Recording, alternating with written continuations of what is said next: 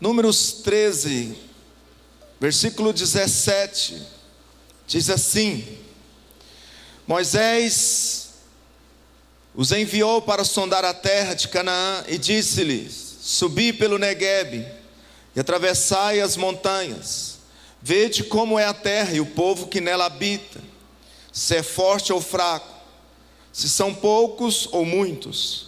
Vede como é a terra em que habitam, se é boa ou má, como são suas cidades, se acampamentos ou fortalezas, e como é a terra, se fértil ou não, se há árvores nela ou não, e procurai colher alguns frutos dela. Aquela era a estação das primeiras uvas. Então eles subiram e sondaram a terra, desde o deserto de Zim até Reob, perto de Lebo-Emate, e subindo para o Neguebe, foram até Hebron, onde viviam Aimã, Sesai e Talmai, filhos de Anak. Hebron foi edificada 7 anos antes de Zoan, no Egito. Depois foram até o vale de Escol, e dali cortaram um ramo de videira com um único cacho, que 2 homens trouxeram numa vara, e trouxeram também romãs e figos. Aquele lugar foi chamado de Escol, por causa do cacho que os israelitas cortaram ali. Ao fim de 40 dias, eles voltaram de sondar a terra. Ao chegarem, apresentaram-se a Moisés e Arão e a toda a comunidade dos israelitas, no deserto de Parã, em Cádiz. Então relataram tudo a eles e a toda a comunidade, e mostraram-lhes o fruto da terra. E prestando contas a Moisés, disseram: Fomos à terra a qual nos enviaste, ela de fato dá leite e mel, e este é o seu fruto. Contudo, o povo que habita nesta terra é poderoso, e as cidades são fortificadas e muito grandes. Vimos também ali os descendentes de Anak. Os amalequitas habitam na terra do Neguebe, os heteus, os jebuseus e os amorreus habitam nas montanhas, e os cananeus habitam junto ao mar e ao longo do rio Jordão. Então Calebe fez o povo calar-se diante de Moisés e disse: Temos de subir e nos apoderar dela, pois com certeza conseguiremos prevalecer contra ela. Mas os homens que haviam subido com ele disseram: Não conseguiremos subir contra aquele povo, porque é mais forte do que nós. Então depreciaram diante dos israelitas a terra que haviam sondado. A terra por onde passamos para conhecê-la é uma terra que devora os seus habitantes, e todos os que vimos nela são homens de grande estatura. Também vimos ali os nefilins, pois os descendentes de Anak procedem dos nefilins, e eram como gafanhoto aos nossos próprios olhos e também aos olhos deles. Senhor, fala conosco, Pai, nesta noite, ministra nas nossas vidas esta palavra. Vem de encontro com as nossas vidas, Senhor. Espírito Santo de Deus, tenha liberdade, Senhor, para nos alcançar nesta noite. Tenha liberdade para alcançar a tua igreja. Tenha liberdade, Jesus, para transformar, para curar, para libertar.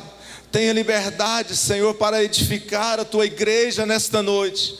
Que nós possamos sairmos daqui diferentes, não como entramos, mas que nós possamos sairmos daqui edificados pela tua palavra, Pai, em nome de Jesus. Podeis assentar. Glória a Deus. Quero falar um pouco para vocês nesta noite sobre atitudes que levam-nos à vitória, mas também de atitudes que levam-nos ao fracasso, à derrota, atitudes que nos traz vida, mas também de atitudes que levam-nos à morte. E esse texto que nós lemos fala da história do povo de Deus, o povo que Deus tirou do Egito. Eles percorreram uma longa caminhada no deserto, e chegou a um certo lugar. Deus fala com Moisés, para que Moisés pudesse levantar 12 homens, para que eles pudessem espiar a terra de Canaã. Então Moisés fez isso. Moisés chamou 12 príncipes, 12 homens valentes, 12 homens nobres, um de cada tribo, para que eles pudessem então ir espiar a terra, para ver como era aquela terra. E eles foram, e eles espiaram a terra, eles olharam tudo, eles conheceram aquela terra, e eles viram ali, que verdadeiramente aquela terra mana leite e mel, terra de bons frutos. E eles ficaram ali 40 dias, e ao cabo de 40 dias eles voltaram, e eles então relataram a Moisés, eles trouxeram um relatório a Moisés. 10 destes homens, destes espias, desses príncipes, chegaram para Moisés e começou a relatar para Moisés. Falou para Moisés das belezas da terra, de como era esta terra. Falou para Moisés sobre os frutos. Falou para Moisés que aquela terra era uma terra boa. Mas porém, esses 10 espias, foram 12, mas 10 destes espias, eles, por um momento, eles deixaram o coração deles se turbar diante daqueles homens daquela terra, daquelas cidades fortificadas. E eles chegaram e disseram: aqueles homens são homens de grande estatura, são homens valentes, são homens bem treinados. Aquelas cidades são cidades que são fortemente edificadas. E por um momento, eles perderam a visão do propósito de Deus, que Deus tinha para eles ali. E ao chegar, eles deram esse relatório, e esse relatório inflamou todo aquele arraial, toda aquela congregação. E por causa desse relatório, por causa desses 10 homens, uma geração deixou de entrar na terra prometida. Por causa da atitude que eles tiveram.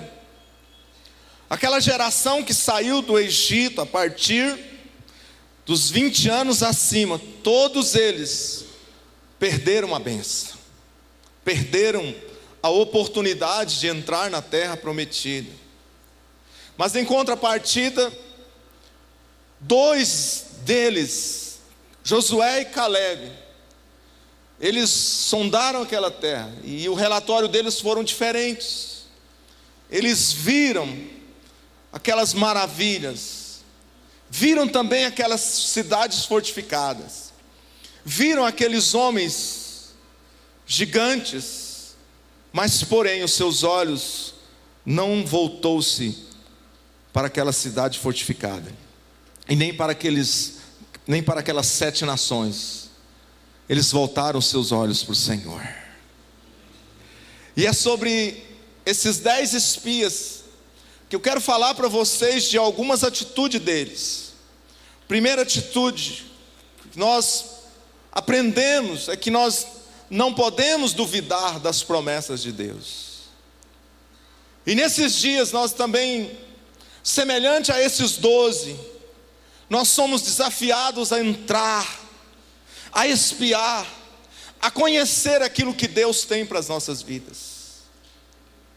Muitas vezes nós estamos visualizando, e se nós não vigiarmos, nós estamos com o mesmo parecer desses 10 espias.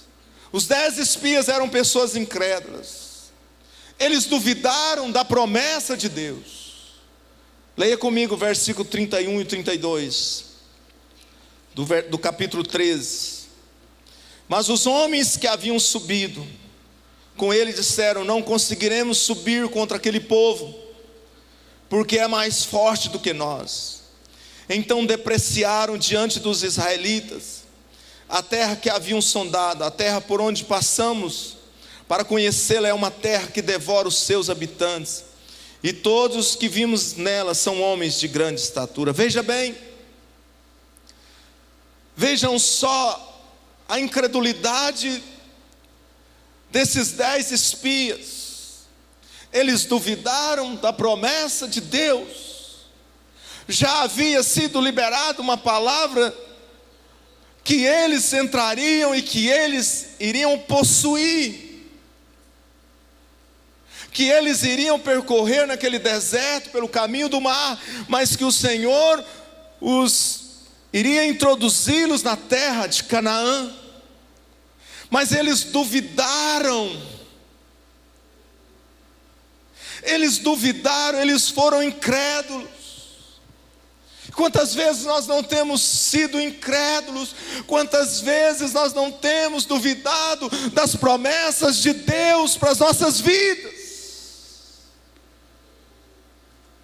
Estamos semelhantes a estes 10 homens. Eles disseram: nós não poderemos subir contra aquele povo, porque é mais forte do que nós. Eles tiraram os seus olhos da promessa. Havia já uma palavra liberada sobre a vida deles. Há uma palavra liberada sobre as nossas vidas também.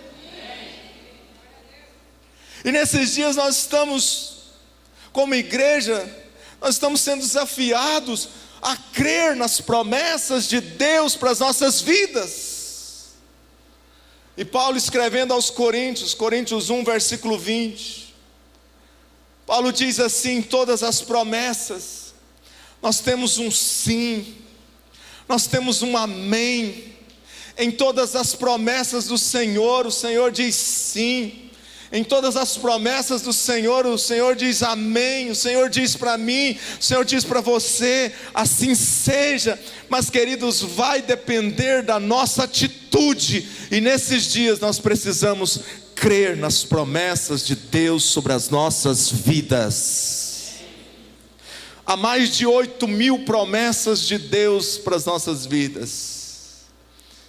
Estão aí para nós, a igreja do Senhor, para que nós possamos apropriar delas. Deus já havia dito, quando Deus aparece para Moisés ali em Êxodo 13, Deus diz assim: eu desci para livrá-los dos egípcios e levá-los daquela terra para uma terra boa, para uma terra espaçosa, para uma terra que mana leite e mel. Deus já havia liberado a palavra. Deus já tem liberado a palavra para nós nesses dias. Você crê nas promessas de Deus? Você crê nas promessas de Deus para sua casa? Você crê nas promessas de Deus para sua família? Ou tem coisa ali que é maior do que o nosso Deus? Não, não tem.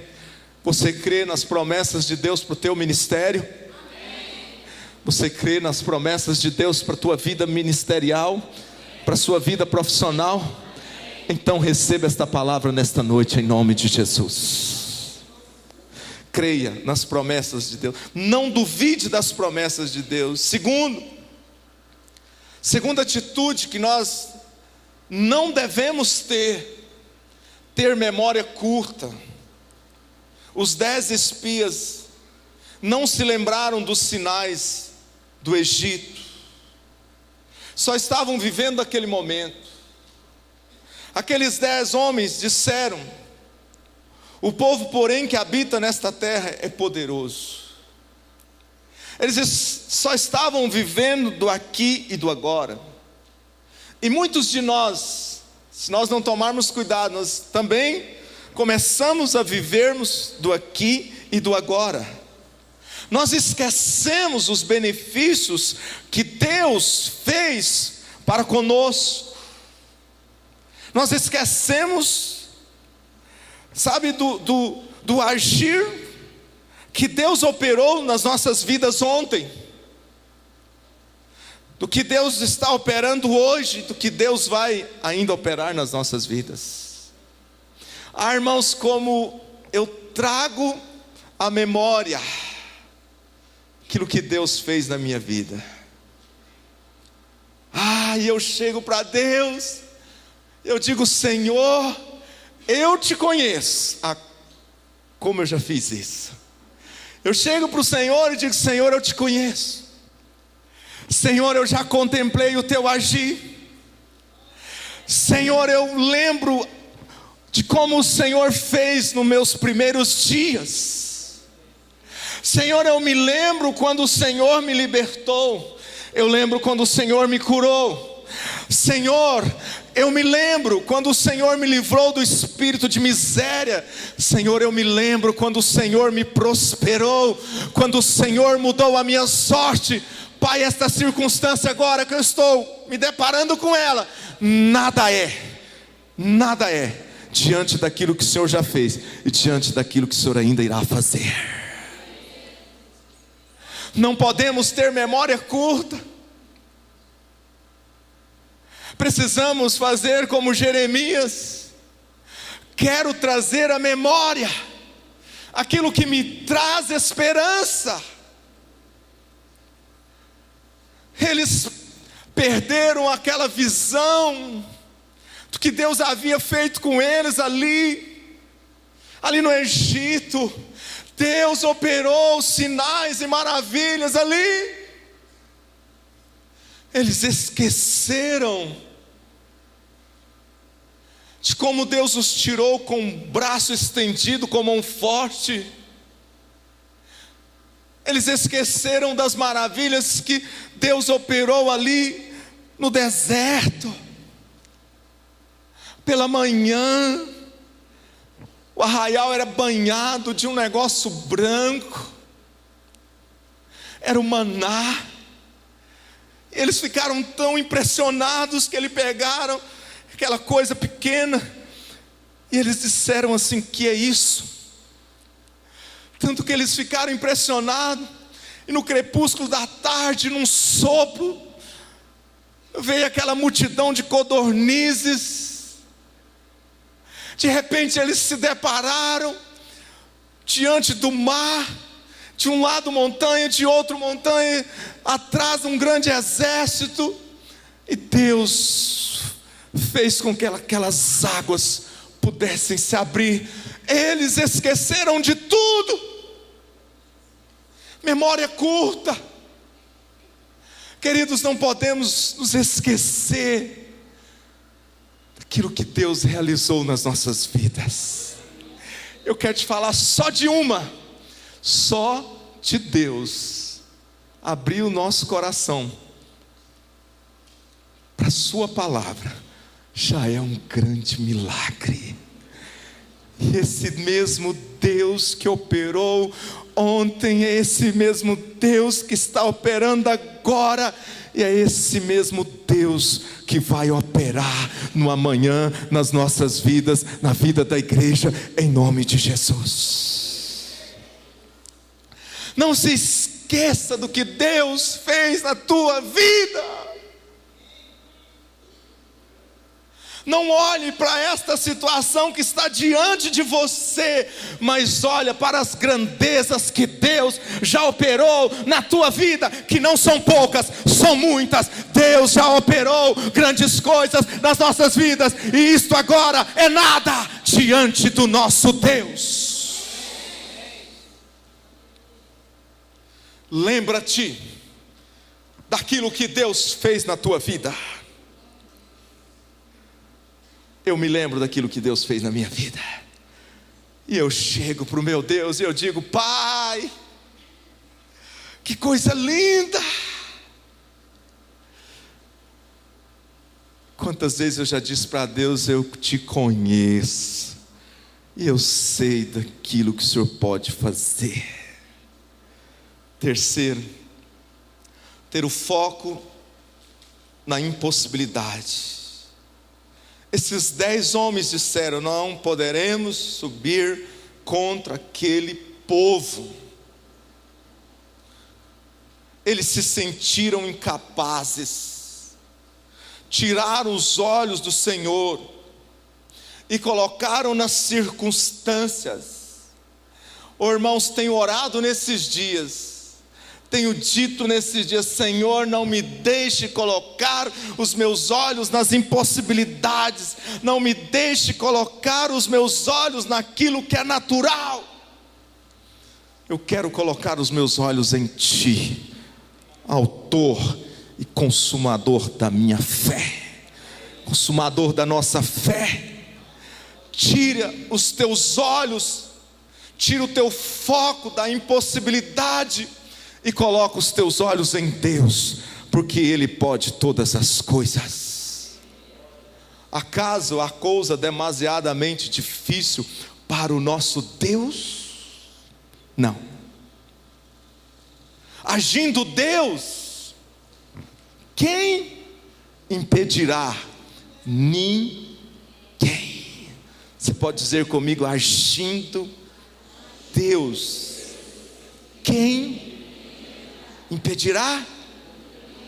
Diga: ninguém. Diga mais uma vez: ninguém. Mais uma vez: ninguém. Quando Deus age, meu irmão, acabou. Quando Deus dirige para o homem, já era.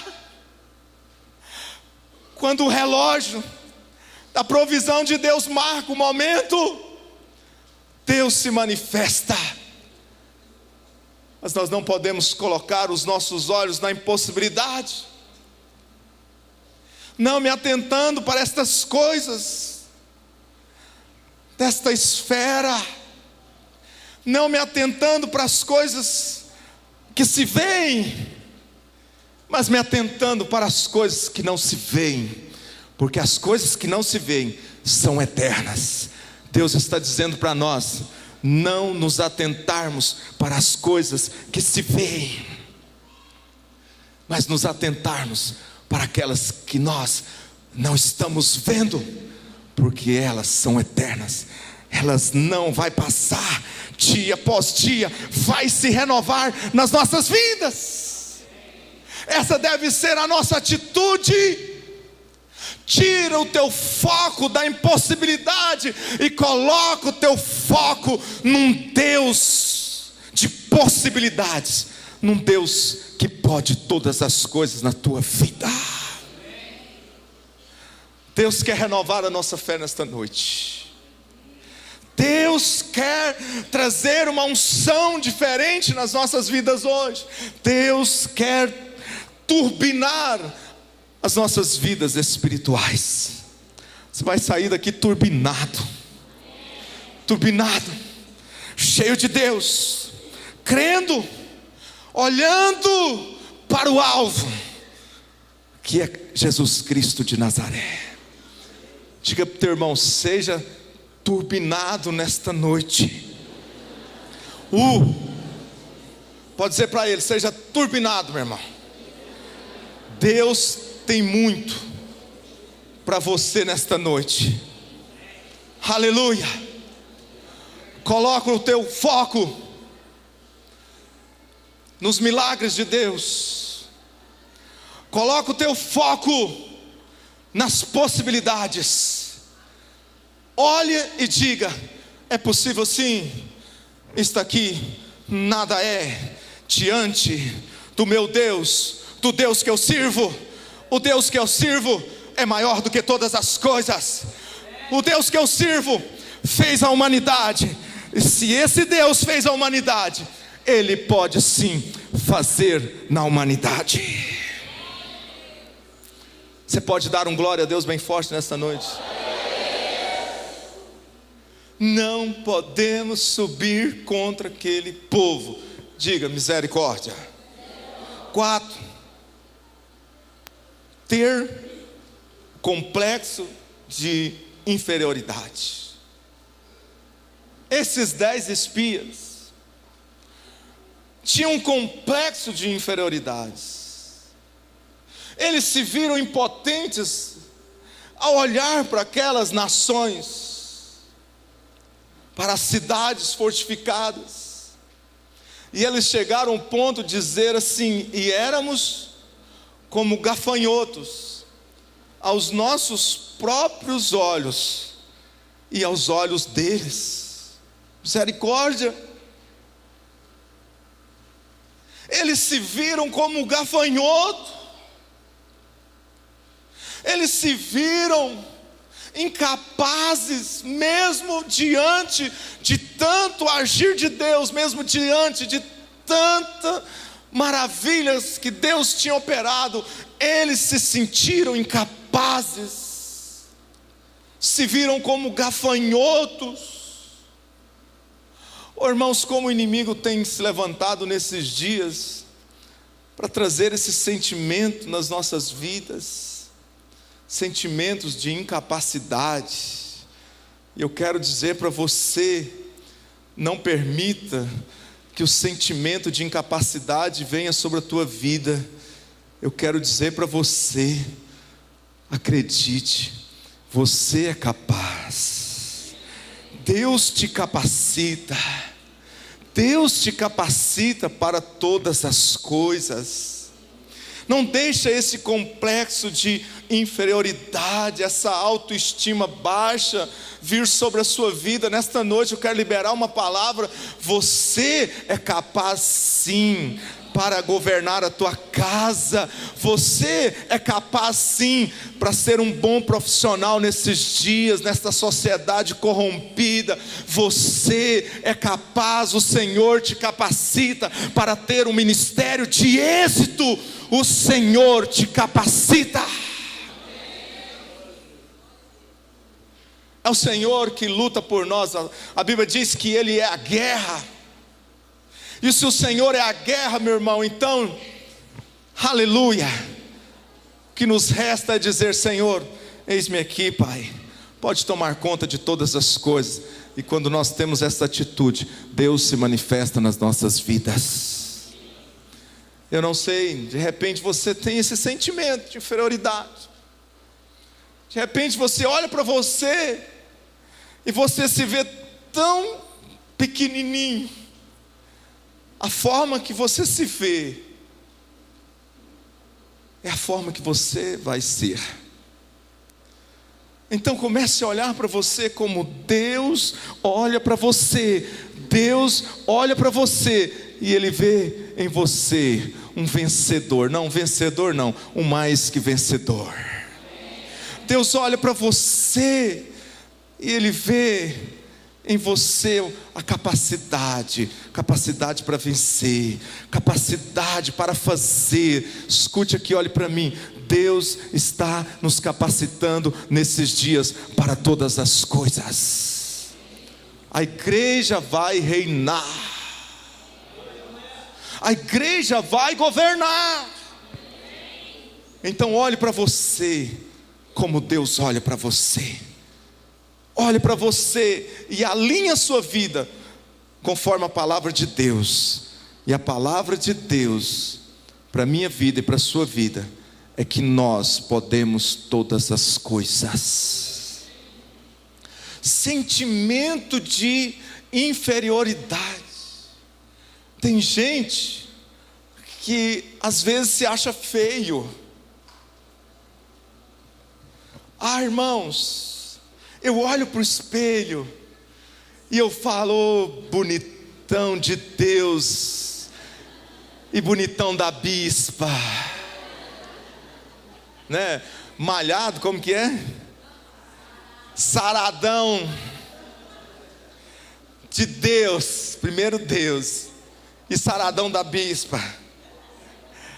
Sabe, eu não sei como você se vê, mas eu quero dizer para você que você é lindo, que você é maravilhoso, que você é maravilhosa, que você é a princesa de Deus, que você é príncipe de Deus, que você é a menina dos olhos de Deus, que você é a noiva do Cordeiro. Então, ao ter esses olhos para a sua vida, você nunca mais vai ser o mesmo. Você vai sair daqui diferente nesta noite.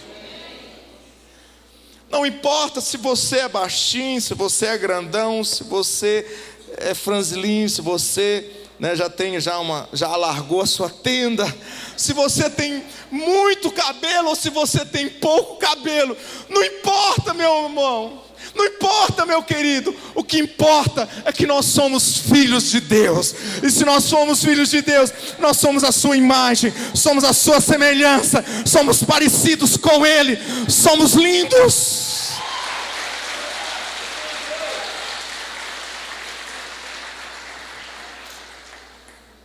Pronto. Agora olhe para o teu irmão e diz: lindo. O bispo disse: é muita fé.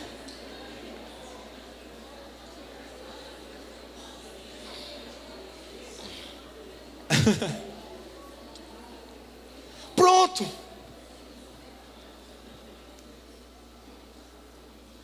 Que negócio é esse? Olha aqui para mim. Olha aqui. Se vê como gafanhoto. Espera aí, para.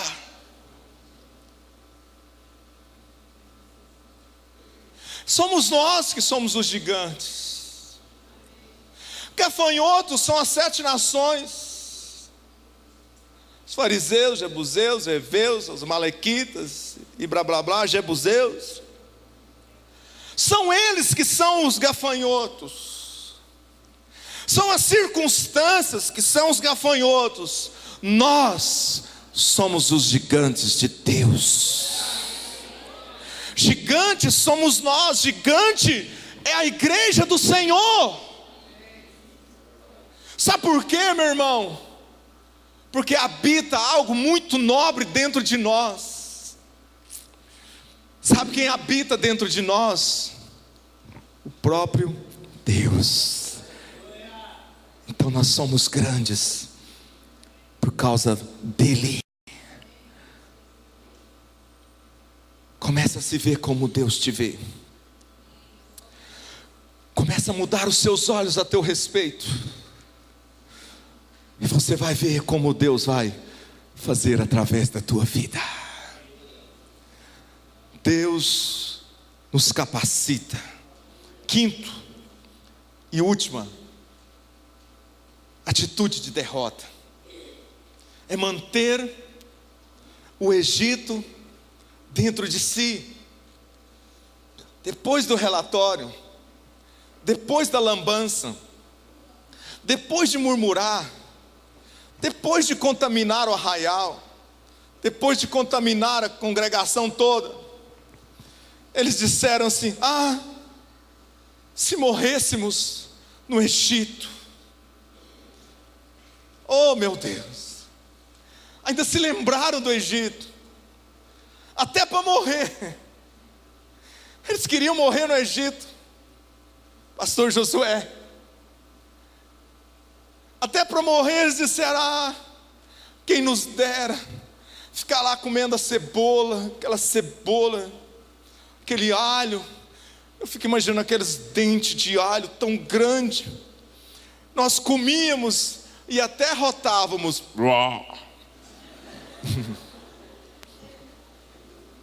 Né? Como era bom aquele tempo de escravidão. Como era maravilhoso. Moisés, leva-nos de volta, nós queremos morrer lá. Irmãos, tem muita gente dentro da igreja, está como girafa, né? O corpo está aqui dentro, mas há um grande pescoço lá fora. O Egito simboliza o mundo. Tem muitas pessoas que não estão vencendo nesses dias, porque ainda tem o seu coração no mundo.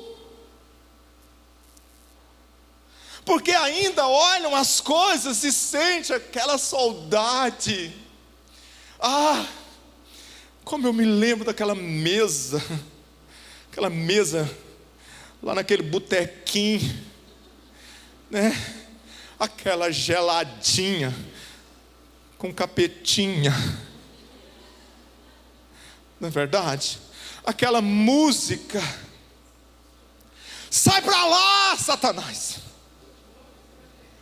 Meu irmão, corta o teu relacionamento com o mundo hoje e começa a se relacionar mais com Deus. Nós somos estragados para esse mundo, meu irmão. Nós estamos estragados para esse mundo. Eu estou estragado para esse mundo. Acabou. Não tem mais chance para esse mundo, não. Esse templo bonitinho aqui agora é algo muito especial, é de Deus. E esse mundo não nos merece. Então eu não sei como você se encontra. De repente ainda tem algo que te atrai.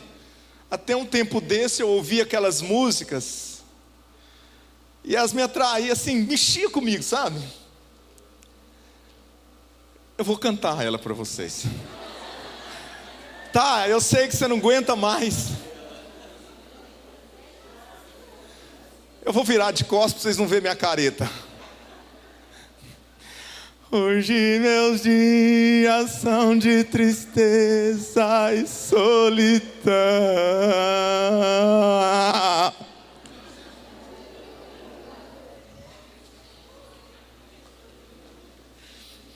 Sai pra lá, depressão. Deus não tem depressão para nós, não. Deus não tem opressão para nós, não. Deus tem, é espírito abundante para nós. Ele nos deu vida e vida abundante.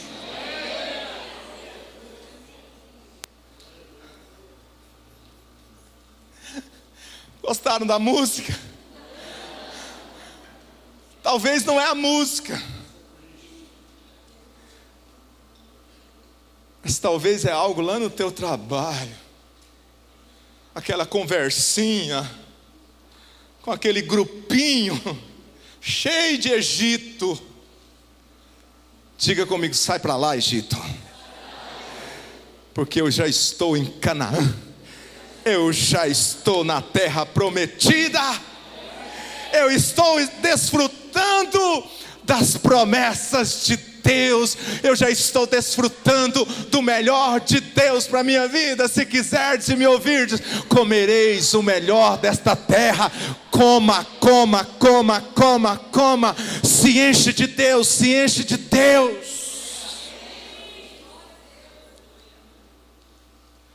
Quanto mais de Deus, menos do mundo. Deixa esses 8 para lá, dos 10 para lá. Agora nós vamos falar dos 2. Diga assim comigo, eu quero ouvir dos 2. Josué e Caleb tiveram atitudes que foram determinantes para a concretização da promessa de Deus na vida deles. Primeiro, eles acreditaram na vitória. Você acredita na vitória? Você está acreditando na vitória? O apóstolo Paulo disse assim: eu sei em quem eu tenho crido. Irmãos, que expressão é essa? Eu sei em quem eu tenho crido. Depois, para outra igreja, ele disse assim: o meu Deus é poderoso para fazer. Depois, para a igreja de Romanos, ele diz assim: estou plenamente certo que aquele que fez a promessa há de cumprir. Jó 19, versículo 25, ele diz assim, com a carne caindo, tinha perdido tudo, mas a convicção dele era tanta que ele chega diante de Deus e ele diz assim: eu sei que o meu Redentor vive e por fim ele se levantará por sobre a terra.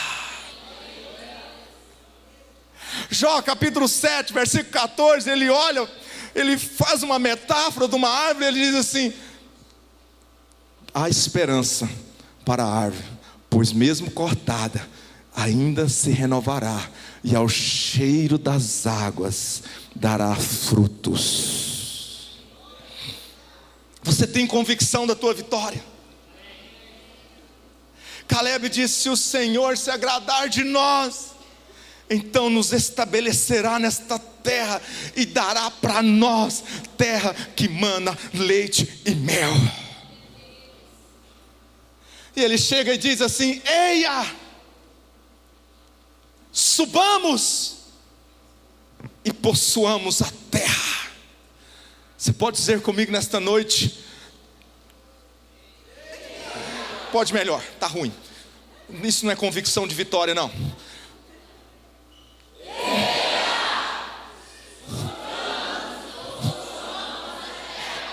Foi só um ensaio, agora. Eia, subamos e possuamos a terra.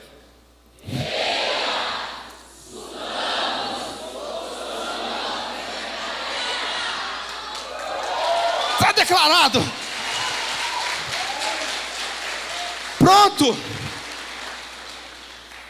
O profeta Ezequiel disse, diante daquele vale, Deus vira para o profeta e diz assim: pode reviver? Há esperança? E Ezequiel disse assim: Senhor, tu sabes. Eu tenho dito para Deus nesses dias: Senhor, tu sabes. Em outras palavras, tu tens o conhecimento de todas as coisas, tu és soberano. E esse exército aqui, esse vale de ossos secos, nada é, tu podes. Você tem convicção da tua vitória? Você vai sair daqui hoje convicto. Convicto. Certo de que Deus vai se manifestar na tua vida. Você crê nisso? Se você crer, verás a glória de Deus. Se creres, verás a glória de Deus. Segunda atitude de vitória.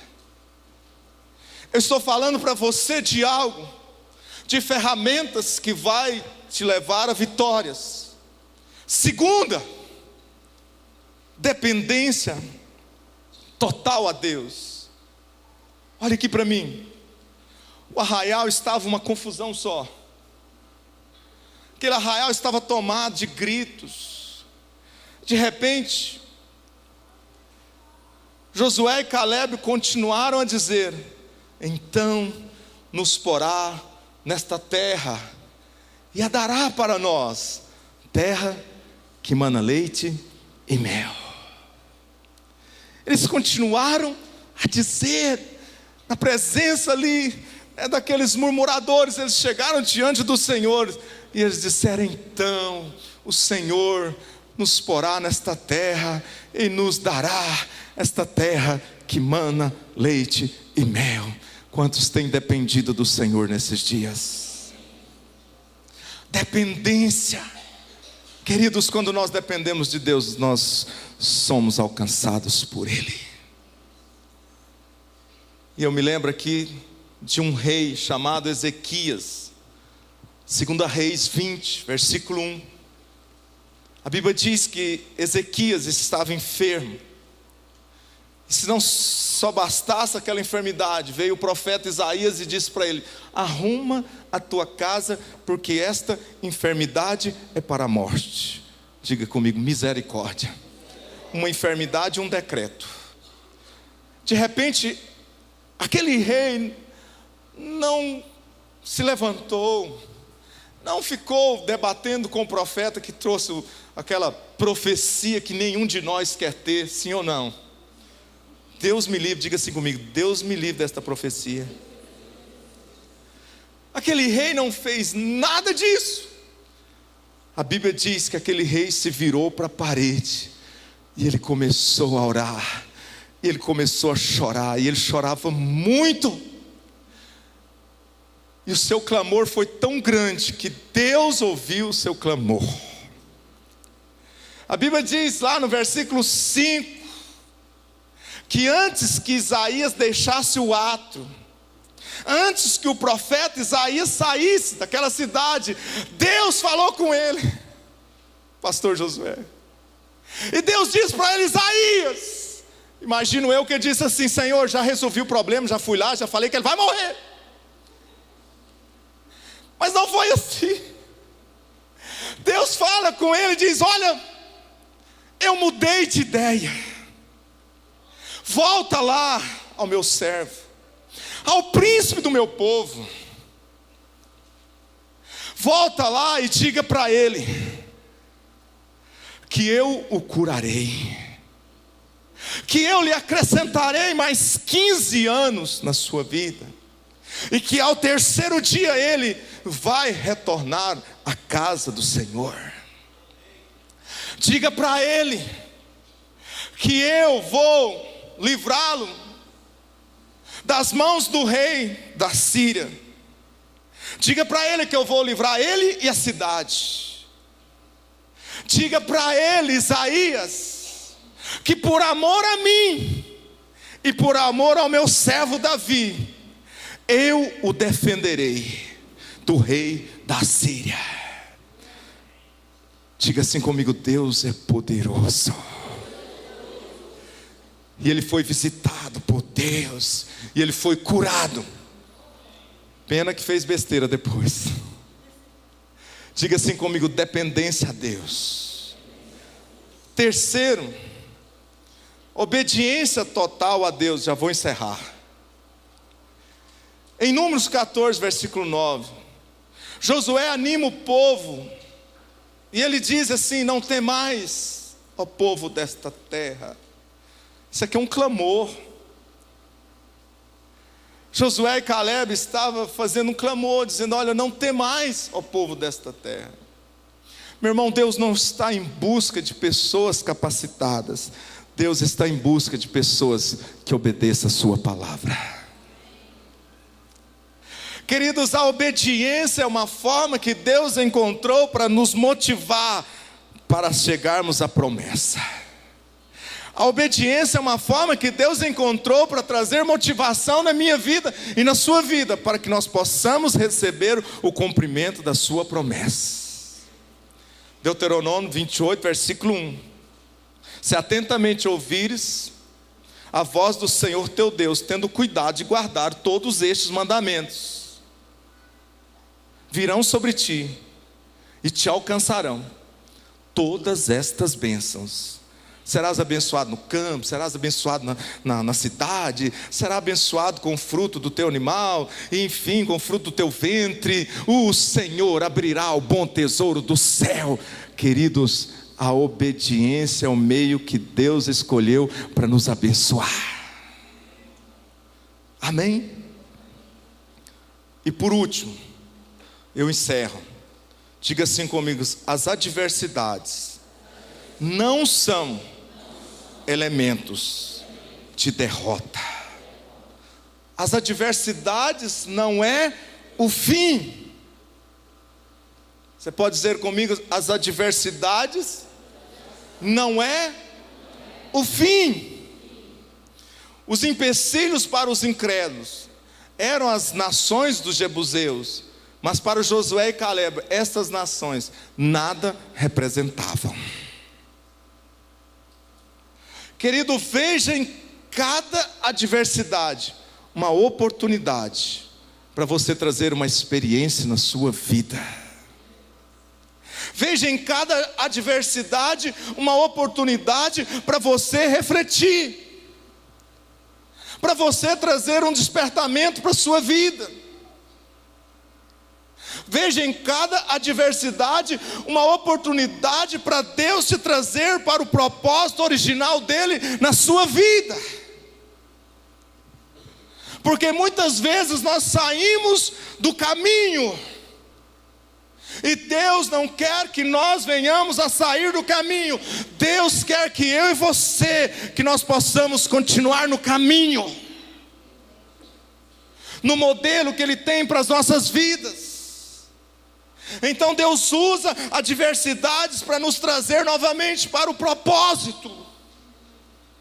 Veja em cada adversidade uma oportunidade para Deus forjar o nosso caráter, para Deus trazer maturidade nas nossas vidas. Porque Deus nesses dias, meu irmão, quer trazer maturidade sobre a sua igreja. Sabe por quê? Porque Deus não usa uma igreja imatura. Deus usa uma igreja madura, uma igreja que já entendeu o propósito dele.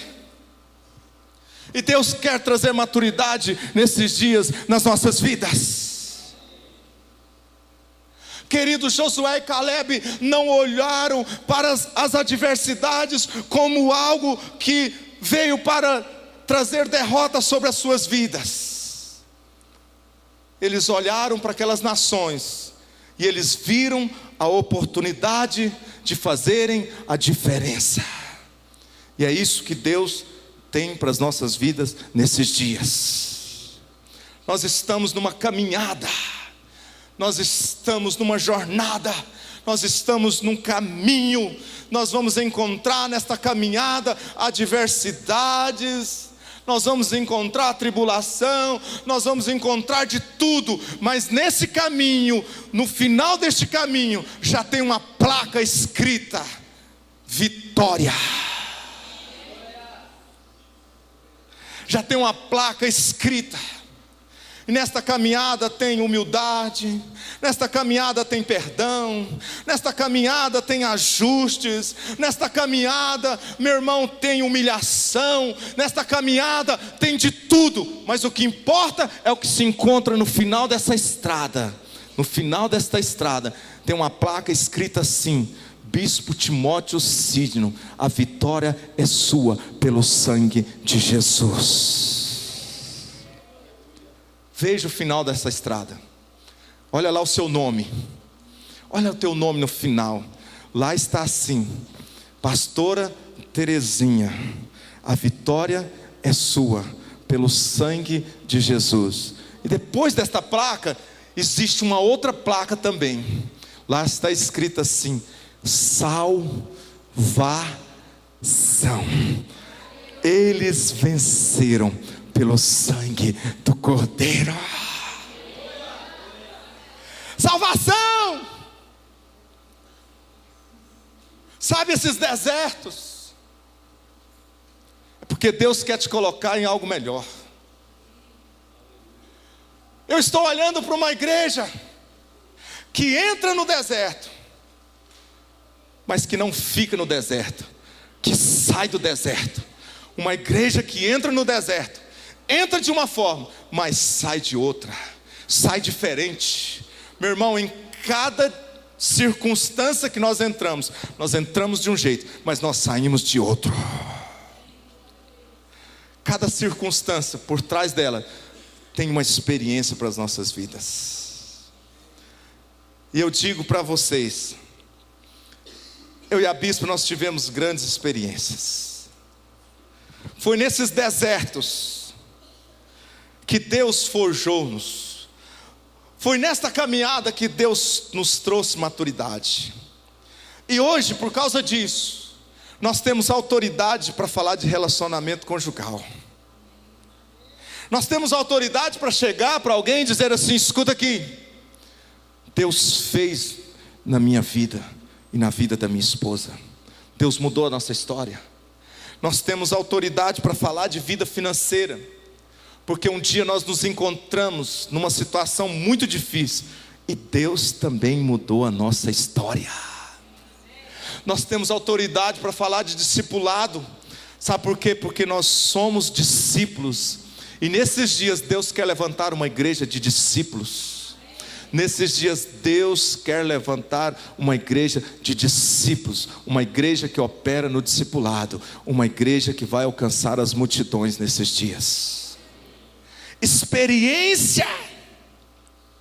Deus quer trazer experiência na sua vida, meu irmão. Você nunca mais vai ser o mesmo. As adversidades não são elementos de derrota, não é o fim, é o início que Deus está começando para realizar uma grande obra na tua vida. Nós pedimos sabedoria, Deus nos traz, Deus permite circunstâncias nas nossas vidas. Nós pedimos sabedoria, Deus permite situações em que nós nos deparamos e dizemos: e agora?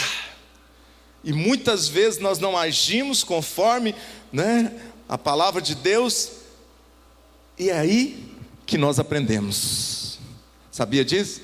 Irmãos, como eu orei, nos últimos dias pedindo a Deus sabedoria, me dá sabedoria, me dá sabedoria. Quanto mais oração eu fazia, mais circunstância vinha, e eu falava: meu Deus, será que eu estou errando a oração?